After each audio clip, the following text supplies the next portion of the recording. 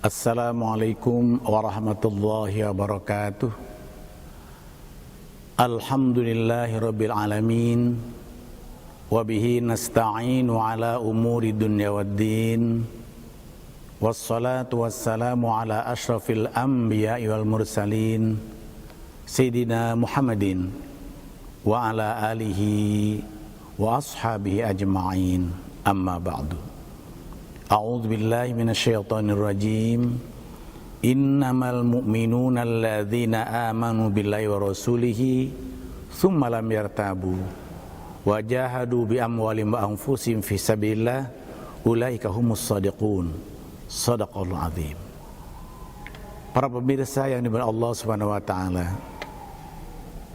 seminggu yang lalu, tepatnya tanggal 10 November tahun ini, untuk yang kesekian kalinya bangsa kita memperingati Hari Pahlawan.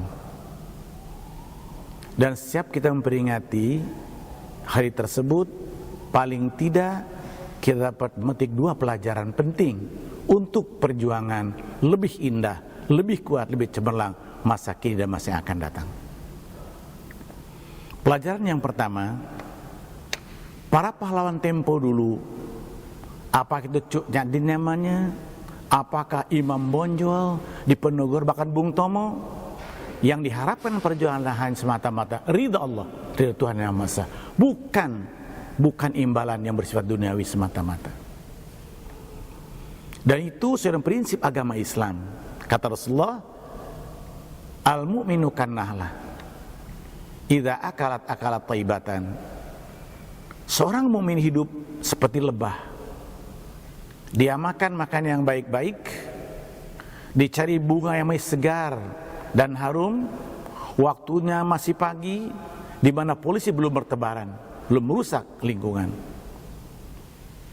Wa idza wada'at, apabila dia mengeluarkan dari tubuhnya, wada'at thaibatan, yang baik-baik, tidak hanya untuk bangsanya, tapi untuk manusia yang berupa madu. Wa idza waqat ala audin nakirin, dan bila dia di ranting yang selabuk apapun, ranting tidak jatuh karena dia hinggap di atasnya. Itulah orang muslim damai.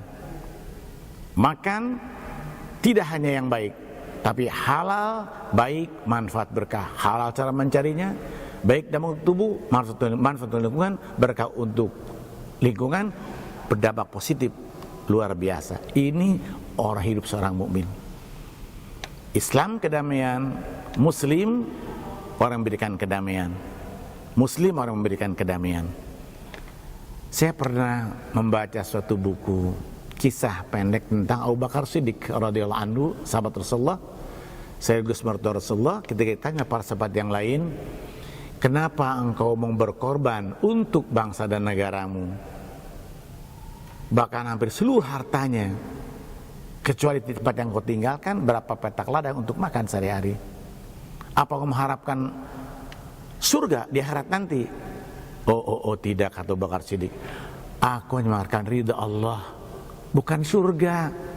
Sebab di akhirat nanti akan ada seorang yang umurnya panjang, lebih kurang 500 tahun, orang yang sangat-sangat soleh.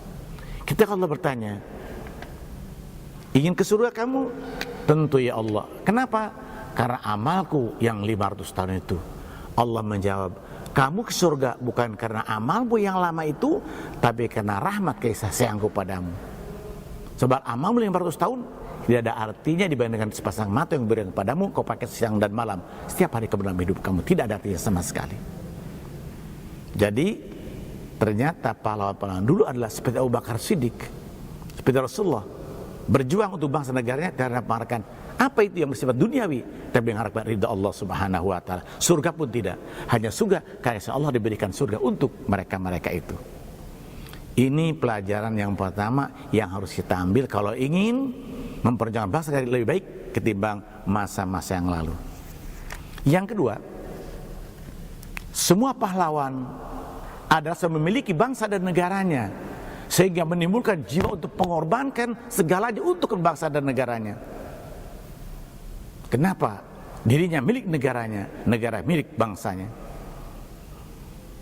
Kita sering mendengar Jakarta kota yang paling kotor. Kenapa?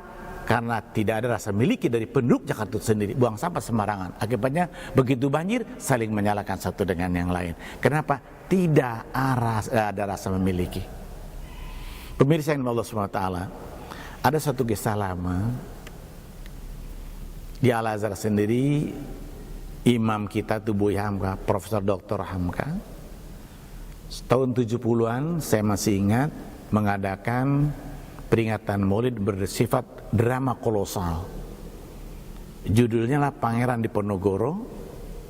Kemudian betul-betul kesamaan kavaleri angkatan darat dengan kuda hidup, bukan kuda-kudaan, di bagian utara Masjid Al-Azhar. Lapangan yang begitu luas penuh dengan para pengunjung, kurang lebih 3.000 orang pada waktu itu. Selesai acara, kami membersihkan tenda, membersihkan tempat. Selesai sholat subuh, saya bertanya Buya Hamka, ini gara-gara kuda airnya kotor, ini harus kita bersihkan. Buya ngomong, sini kamu. Sudahlah, Buya dengan peringatan bahwa dia ingin umat Islam ini kalau belum mau menginjak masjid untuk sholat di dalam masjid, sementara biarlah mereka menginjak masjid untuk masuk ke masjid sehingga berada di tempat-tempat ibadah seperti ini. Itu harapan Buya. Dengan demikian ternyata Buya merasa milik Al-Azhar luar biasa. Itulah berkembang kenapa Al-Azhar sampai sekarang ini. Jadi hanya pedoman, hanya slogan-slogan besar, tapi kosong. Contohnya, an-nadhafatu minal iman, kebersihan sebagai iman, ternyata adalah hanya slogan belaka, kosong.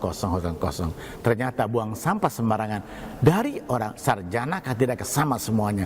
Kenapa? Tidak rasa memiliki dalam dirinya terhadap negara dan bangsanya ini. Nah, ini para pemirsa yang saya muliakan, dua pelajaran penting untuk kita yang seyogianya kita renungkan kembali agar kita bisa mampu membangun bangsa negara lebih baik dibandingkan masa kini dan ke masa yang akan datang. Insya Allah, kalau dua ini ada, insya Allah ini saja ada, insya Allah perjuangan semakin baik. Insya Allah inilah buah dari para pahlawan yang mengenal kita dengan jasa sekian puluh tahun, sekian ratus tahun yang lalu. Ini dapat sampaikan pada hari ini. Kurang lebih mohon maaf. Wassalamualaikum warahmatullahi wabarakatuh.